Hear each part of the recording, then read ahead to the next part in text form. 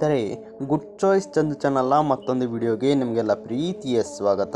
ಇತ್ತೀಚಿನ ಯುವಕ ಯುವತಿಯರು ತಂದೆ ತಾಯಿಯ ಮಾತನ್ನು ಕೇಳದೆ ಅವರವರ ಪಾಡಿಗೆ ಅವರವರು ಏನು ತೋಚುತ್ತೋ ಅದನ್ನೇ ಮಾಡುತ್ತಿದ್ದಾರೆ. ತಂದೆ ತಾಯಿಯ ಮಾತನ್ನು ಕೇಳದೆ ಇದ್ದ ಒಬ್ಬ ವ್ಯಕ್ತಿ ಯಾವ ರೀತಿ ಬದಲಾಗುತ್ತಾನೆ, ತಂದೆ ತಾಯಿಯ ಮಾತನ್ನು ಕೇಳಿದ ವ್ಯಕ್ತಿ ಯಾವ ರೀತಿ ಇರುತ್ತಾನೆ, ಅವನ ಜೀವನದಲ್ಲಿ ಯಾವ ರೀತಿ ಬದಲಾಗುತ್ತಾನೆ ಅಂತ ಇವತ್ತಿನ ಈ ವಿಡಿಯೋದಲ್ಲಿ ಒಂದು ಉದಾಹರಣೆಯ ಮೂಲಕ ತಿಳಿಸುವ ಪ್ರಯತ್ನವನ್ನು ನಾನು ಮಾಡುತ್ತಿದ್ದೇನೆ. ಅದರಿಂದ ವಿಡಿಯೋವನ್ನು ಎಲ್ಲೂ ಸ್ಕಿಪ್ ಮಾಡದೆ ಕೊನೆಯವರೆಗೂ ನೋಡಿ. ಇನ್ನೂ ನಮ್ಮ ಚಾನಲ್ಗೆ ಯಾರ್ಯಾರು ಸಬ್ಸ್ಕ್ರೈಬ್ ಮಾಡ್ಕೊಂಡಿಲ್ಲ, ಪ್ಲೀಸ್ ನಮ್ಮ ಚಾನಲ್ ಸಬ್ಸ್ಕ್ರೈಬ್ ಮಾಡ್ಕೊಳ್ಳಿ ಮತ್ತು ಪಕ್ಕದಲ್ಲೇ ಇರತಕ್ಕಂಥ ಬೆಲ್ ಐಕನನ್ನು ಕೂಡ ಕ್ಲಿಕ್ ಮಾಡಬಹುದು. ಬನ್ನಿ ಸ್ನೇಹಿತರೆ, ವಿಡಿಯೋವನ್ನು ಶುರು ಮಾಡೋಣ. ಹೆತ್ತವರ ಬುದ್ಧಿವಾದಗಳು ಕಾಳಜಿಯೇ ಹೊರತು ಬೈಗುಳಲ್ಲ. ಹೌದು, ಒಂದು ಮನೆಯಲ್ಲಿ ಒಬ್ಬ ಹುಡುಗನಿದ್ದ. ಬೇಜವಾಬ್ದಾರಿತನ, ಹುಡುಗಾಟಿಕೆ ಅವನಲ್ಲಿ ತುಂಬಿ ತುಳುಕಾಡುತ್ತಿದ್ದವು. ಆಗಷ್ಟೇ ಪದವೀಧರನಾಗಿದ್ದ. ನೌಕರಿಗಾಗಿ ತುಂಬ ಕಡೆ ಅರ್ಜಿ ಹಾಕಿದ್ದ. ಕೊನೆಗೊಂದು ಕಂಪನಿಯಿಂದ ಇಂಟರ್ವ್ಯೂಗೆ ಕರೆ ಬಂತು. ಈತ ಸಂತೋಷದಿಂದ ಹೊರಡುವ ಮುನ್ನ ಹೆತ್ತವರಿಗೆ ವಿಷಯ ತಿಳಿಸದೆ ದೇವರಿಗೆ ಮಾತ್ರ ಕೈ ಮುಗಿದು ಹೊರಟ. ಏಕೆಂದರೆ ಹೆತ್ತವರ ಮೇಲೆ ಅವನಿಗೆ ಅಸಮಾಧಾನ ಇತ್ತು. ಇದಕ್ಕೆ ಕಾರಣ ದಿನನಿತ್ಯ ಅವರು ನೀಡುತ್ತಿದ್ದ ಬುದ್ಧಿವಾದಗಳು. ಎದ್ದ ಕೂಡಲೇ ನೀನು ಹೊದ್ದುಕೊಂಡ ಹೊದಿಕೆಯನ್ನು ಮಡಿಚಿಟ್ಟು ಬಾ ಎಂಬುದು ಅಮ್ಮನ ಉಪದೇಶವಾದರೆ, ಬಚ್ಚಲು ಮನೆಯ ನಲ್ಲಿಯನ್ನು ನಿಲ್ಲಿಸಿ ಬಾ, ನಿನ್ನ ಕೋಣೆಯ ಲೈಟ್ಗಳನ್ನು ಫ್ಯಾನ್ ಅನ್ನು ಆಫ್ ಮಾಡಿ ಬಾ ಎಂಬುದು ಅಪ್ಪನ ಆಜ್ಞೆ. ತಟ್ಟೆಯಲ್ಲಿ ಬಡಿಸಿದ್ದನ್ನು ಒಂದಿಷ್ಟು ಬಿಡದೆ ತಿಂದು ಖಾಲಿ ಮಾಡಬೇಕು. ಆಹಾರದ ಪೋಲು ಒಂದು ಸಾಮಾಜಿಕ ಅಪರಾಧವೆಂಬುದು ಇನ್ನೊಂದು ಉಪದೇಶವಾದರೆ, ಮನೆಯಿಂದ ಹೊರಗೆ ಹೋಗುವಾಗ ಗೇಟನ್ನು ಹಾಕಿಕೊಂಡು ಹೋಗಬೇಕು. ವಾಹನದ ಕೀಲಿ ಕೈಯನ್ನು ಎಲ್ಲೆಂದರಲ್ಲಿ ಎಸೆಯುವುದಲ್ಲ, ನಿಗದಿತ ಜಾಗದಲ್ಲೇ ಇಡಬೇಕೆಂಬುದು ಇನ್ನೊಂದು ಬುದ್ಧಿವಾದ. ಇದರಿಂದ ರೋಸಿ ಹೋಗಿದ್ದ ಈ ಹುಡುಗನಿಗೆ ಒಮ್ಮೆ ಒಂದು ಕೆಲಸ ಸಿಗಲಿ, ಎಲ್ಲಾದರೂ ದೂರ ಹೋಗಿ ಆರಾಮವಾಗಿರಬೇಕೆಂದೆಂಬ ಯೋಚನೆ ಬಲವಾಗಿ ಮೂಡಿತ್ತು. ಈ ಯೋಚನೆಯೊಂದಿಗೆ ಇಂಟರ್ವ್ಯೂಗೆ ಹೋದ. ಅದು ಒಂದು ಹಾಸ್ಟೆಲಿನ ವಾರ್ಡನ್ ಕೆಲಸಕ್ಕೆ ನಡೆಸುತ್ತಿದ್ದ ಸಂದರ್ಶನವಾಗಿತ್ತು. ಅವನ ಜೊತೆ ಬಂದಿದ್ದ 30 ಅಭ್ಯರ್ಥಿಗಳ ಇಂಟರ್ವ್ಯೂ ನಡೆದರೂ ಅಧಿಕಾರಿಗಳು ಇವನನ್ನು ಮಾತ್ರ ಇಂಟರ್ವ್ಯೂಗೆ ಕರೆಯಲೇ ಇಲ್ಲ. ಸಂಜೆ 5 ಗಂಟೆ ಬೇರೆಯಾಗಿತ್ತು. ಇದರಿಂದ ನಿರಾಸೆಗೊಂಡ ಯುವಕ ಬಹುಶಃ ನನ್ನ ಚಾನ್ಸ್ ತಪ್ಪಿತೇನೋ ಎಂದುಕೊಳ್ಳುತ್ತಾ ಇನ್ನೇನು ಹೊರಟು ಹೋಗಬೇಕೆನ್ನು ಅಷ್ಟರಲ್ಲಿ ಅಧಿಕಾರಿಗಳು ಇವನನ್ನು ಒಳಗೆ ಕರೆದವರೇ ಯಾವುದೇ ಪ್ರಶ್ನೆ ಮಾಡದೆ ಇವನಿಗೆ ನೇಮಕಾತಿಯ ಆದೇಶದ ಪತ್ರವನ್ನು ಕೊಟ್ಟರು.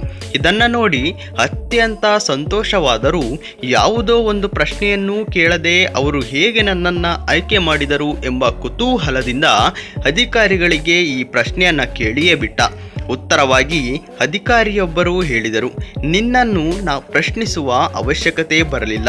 ಕಾರಣ ನೀನು ನಮ್ಮ ಆಫೀಸಿಗೆ ಬಂದ ಕ್ಷಣದಿಂದ ಹೊರಡುವ ತನಕ ನಿನ್ನ ಚಲನವಲನಗಳನ್ನು ನಾವೆಲ್ಲರೂ ನಮ್ಮ CC ಕ್ಯಾಮರಾದಲ್ಲಿ ವೀಕ್ಷಿಸಿದ್ದೇವೆ. ಒಳಗೆ ಬರುತ್ತಿದ್ದಂತೆ ನೀನು ಆಫೀಸಿನ ಗೇಟನ್ನು ಮುಚ್ಚಿ ಬಂದೆ. ತೋಟದಲ್ಲಿ ಮಳೆಗೆ ಮಗುಚಿ ಬಿದ್ದಿದ್ದ ಹೂವಿನ ಕುಂಡವನ್ನು ಸರಿಯಾಗಿ ನಿಲ್ಲಿಸಿದೆ. ಅಭ್ಯರ್ಥಿಗಳೆಲ್ಲರೂ ಹೊರಟು ಹೋಗುತ್ತಿದ್ದಂತೆ ಹಾಲ್ನಲ್ಲಿ ಅನವಶ್ಯಕವಾಗಿ ಉರಿಯುತ್ತಿದ್ದ ಲೈಟ್ಗಳನ್ನು ಹಾಗೂ ಫ್ಯಾನ್ಗಳನ್ನು ಆಫ್ ಮಾಡಿದೆ. ಅಭ್ಯರ್ಥಿಗಳು ಕುಳಿತು ಎಲ್ಲೆಂದರಲ್ಲಿ ಬಿಟ್ಟು ಹೋಗಿದ್ದ ಕುರ್ಚಿಗಳನ್ನು ಮತ್ತೆ ಅವುಗಳ ಜಾಗದಲ್ಲಿ ಜೋಡಿಸಿದೆ. ಎಸೆದು ಹೋಗಿದ್ದ ವೃತ್ತಿಪತ್ರಿಕೆಗಳನ್ನು ಜೋಡಿಸಿದೆ. ನಿನ್ನ ಜೊತೆ ಬಂದಿದ್ದ ಮಹಿಳೆಗೆ ನೀನು ಕುಳಿತಿದ್ದ ಆಸನವನ್ನು ಬಿಟ್ಟುಕೊಟ್ಟೆ. ಇದರಿಂದ ನಮಗೆ ಖಾತ್ರಿಯಾಯಿತು ನಮ್ಮ ವಾರ್ಡನ್ ಹುದ್ದೆಗೆ ತಕ್ಕದಾದ ಅಭ್ಯರ್ಥಿ ಎಂದು. ಇವೆಲ್ಲವನ್ನ ನಿನಗೆ ಯಾರು ಹೇಳಿಕೊಟ್ಟರು? ನಿನ್ನ ಹೆತ್ತವರೇ ಎಂಬ ಪ್ರಶ್ನೆಗೆ ಹೌದು ಎಂದು ಹೇಳುವಾಗ ಆ ಹುಡುಗನಿಗೆ ಮುಖದಲ್ಲಿ ಪಶ್ಚಾತ್ತಾಪದ ಛಾಯೆ ಎದ್ದು ಕಾಣುತ್ತಿತ್ತು. ಹೌದು, ಮಕ್ಕಳು ತಪ್ಪು ಮಾಡುವಾಗ ಹೆತ್ತ ಕೆಲವರು ನೋಡಿಯೂ ಸುಮ್ಮನಿರುತ್ತಾರೆ. ಇದು ಕುರುಡು ಮೋಹ. ಇಂಥವರು ಮಕ್ಕಳ ಹಿತಶತ್ರುಗಳೇ ಸರಿ. ಇನ್ನು ಕೆಲವರು ತಕ್ಷಣ ಬುದ್ಧಿವಾದ ಹೇಳಿ ಅವರ ತಪ್ಪುಗಳನ್ನು ಸರಿಪಡಿಸುತ್ತಾರೆ. ಹೆತ್ತವರ ಬುದ್ಧಿವಾದಗಳು ಕೇಳಲು ಕರ್ಕಶವಾಗಿದ್ದರೂ ಮಕ್ಕಳ ಒಳಿತಿಗೆ ಎಂಬುದು ನಿರ್ವಿವಾದ. ಅವುಗಳ ಬೈಗುಳಗಳು ಅಲ್ಲ. ಹೆತ್ತವರಿಗೆ ನಮ್ಮ ಮೇಲೆ ಇರುವ ಪ್ರೀತಿ ಮತ್ತು ಕಾಳಜಿಯ ಪ್ರತೀಕವಾಗಿದೆ. ಜೀವನದಲ್ಲಿ ಶಿಸ್ತಿನ ಪರಿಪಾಲನೆ ಮನೆಯಿಂದ ಆರಂಭವಾಗಬೇಕೇ ಹೊರತು ಬೇರೆ ಕಡೆಯಿಂದ ಅಲ್ಲ. ಈ ವಿಚಾರದಲ್ಲಿ ಹೆತ್ತವರೇ ಮಕ್ಕಳಿಗೆ ಶಿಕ್ಷಕರು. ಇದನ್ನು ಮಕ್ಕಳು ತಪ್ಪಾಗಿ ಅರ್ಥೈಸಿಕೊಳ್ಳಬಾರದು. ಬಾಲ್ಯದಲ್ಲಿ ಹೆತ್ತವರಿಗೆ ಎಷ್ಟೊಂದು ಗೊತ್ತು ಎಂದು ತಿಳಿದಿದ್ದ ಮಗ ಪ್ರಾಯಕ್ಕೆ ಬಂದಂತೆ ಅವರು ಹೇಳಿದ್ದನ್ನೆಲ್ಲ ಸರಿ ಇಲ್ಲ ಎನ್ನಲು ಶುರು ಮಾಡುತ್ತಾನೆ. ಇನ್ನಷ್ಟು ವರ್ಷಗಳು ಕಳೆದಂತೆ ಹೆತ್ತವರಿಗೆ ಗೊತ್ತಿದ್ದಷ್ಟೇ ನನಗೂ ಗೊತ್ತು ಎನ್ನುವ ಯೋಚಿಸಲು ಆರಂಭಿಸಿದ ಮಗ. ಪ್ರಾಯ ಹೋದಂತೆ ಹೆತ್ತವರು ಹೇಳಿದ್ದರಲ್ಲೂ ಅರ್ಥವಿದೆ, ಸತ್ಯವಿದೆ ಎಂಬ ಸತ್ಯದ ಅರಿವಾಗಿ ಕೊನೆಯ ವರ್ಷಗಳಲ್ಲಿ ಹೆತ್ತವರು ಹೇಳಿದ್ದೆಲ್ಲ ಸತ್ಯ ಎಂಬ ತೀರ್ಮಾನಕ್ಕೆ ಬಂದು ಹೆತ್ತವರ ಬಗ್ಗೆ ಗೌರವ ಭಾವನೆಯನ್ನು ಹೊಂದುತ್ತಾನೆ. ಆದರೆ ಅಷ್ಟರಲ್ಲಿ ಹೆತ್ತವರೇ ಇಲ್ಲವಾಗಿ ಆತ ಒಳಗೊಳಗೆ ಮರುಗುತ್ತಾನೆ. ಒಟ್ಟಿನಲ್ಲಿ ಬೈಗುಳಗಳಿಗೂ ಬುದ್ಧಿವಾದಗಳಿಗೂ ವ್ಯತ್ಯಾಸವಿದೆ. ಬೈಗುಳದ ಹಿಂದೆ ಕೋಪವಿದೆ, ಆದರೆ ದ್ವೇಷ ಇದೆ. ಆದರೆ ಬುದ್ಧಿವಾದಗಳ ಹಿಂದೆ ಪ್ರೀತಿ ಇದೆ, ಕಾಳಜಿ ಇದೆ. ಅದಕ್ಕೆ ಹೇಳೋದು,